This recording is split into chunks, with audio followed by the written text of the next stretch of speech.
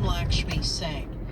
The Pentagon now estimates about 2/3 of the Russian forces previously arrayed outside the Ukrainian capital, Kyiv, have pulled back. NPR's Greg Myrie reports the Russian military is now ramping up operations in eastern Ukraine. The U.S. began seeing the first signs of the Russian pullback last week, but only a relatively small number of Russian troops were leaving areas near Kyiv. Now a senior U.S. defense official says the Russians have sent 2/3 of those forces north. Some have already crossed back into neighboring Belarus. The official added that the U.S. doesn't know what Russia will do next with those forces, but believes the most likely possibility is they will be resupplied and sent to eastern Ukraine, possibly the Donbas region. Russia is intensifying operations there, both on the ground and with airstrikes. Greg Myrie, NPR News, Washington. The Biden administration's putting the spotlight on the drivers responsible for hauling cross-country just about everything that hundreds of millions of people rely on: food, clothes, health supplies, cars. At a White House event this afternoon, the focus was on truckers and the reality that the industry is still unable to slow down a high turnover and qualified drivers to navigate big rigs.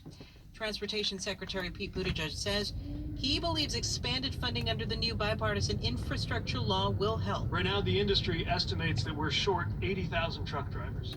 And my department estimates that 300,000 leave the career every year.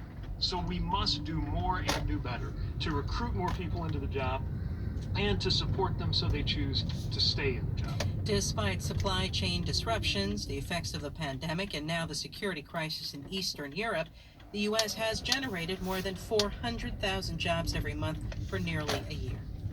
The Biden administration's decision to lift pandemic border restrictions is already being challenged in court. NPR's Joel Rose reports 3 Republican-led states have filed a lawsuit seeking to keep those restrictions in place. The lawsuit filed by the states of Arizona, Missouri, and Louisiana is the first of what could be many legal challenges over the border restrictions known as Title 42. Since early in the pandemic, those Trump-era restrictions have allowed immigration authorities to expel most migrants at the southern border without giving them a chance to seek asylum. The Centers for Disease Control and Prevention said last Friday the restrictions are no longer needed to protect public health. But the states challenging that order say the CDC acted arbitrarily and should have considered public comment. The Biden administration says it will be ready for a possible influx of migrants when Title 42 is set to be lifted on May 23rd. Joel Rose, NPR News. At last check on Wall Street, the Dow Jones Industrial Average was up 85 points at 34,904. This